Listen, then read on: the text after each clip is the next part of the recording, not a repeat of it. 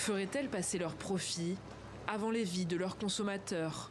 Selon un nouveau rapport de l'OMS, les industries du tabac et de l'alcool, mais aussi celles de l'alimentation ultra transformée ainsi que des énergies fossiles, seraient responsables de près de 19 millions de morts par an dans le monde, soit 34% de l'ensemble des décès.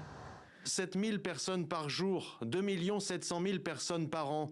C'est le nombre de décès évitables liés à seulement 4 industries en Europe.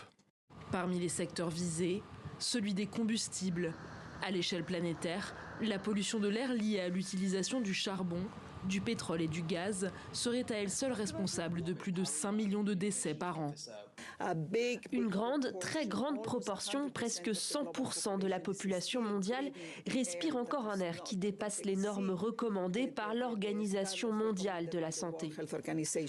Mais le rapport s'attarde aussi sur le secteur alimentaire. Sur le vieux continent, près de 60% des adultes seraient obèses ou en surpoids, ainsi qu'un enfant sur 3.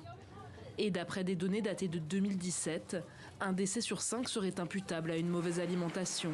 Ce que met aussi en avant l'OMS dans ce rapport, c'est que l'industrie, ces entreprises, ces secteurs industriels qui sont pointés du doigt, ont pour cible les personnes les plus vulnérables. Et tout ça, ça passe par tout un tas de stratégies, que ce soit marketing, des produits qui vont induire en erreur sur leur qualité pour la santé, etc. Selon l'OMS, la promotion de ces industries empêche les pays d'atteindre leurs objectifs sanitaires. Présent lors du lancement du rapport à Bruxelles, le ministre de la Santé belge appelle à mettre fin à ce qu'il qualifie d'ingérence dans les affaires publiques. Je demande instamment à tous les parlementaires et décideurs européens nouvellement élus de reconnaître l'ampleur de ce problème et l'impact considérable des pratiques industrielles sur la santé publique et sur nos processus démocratiques.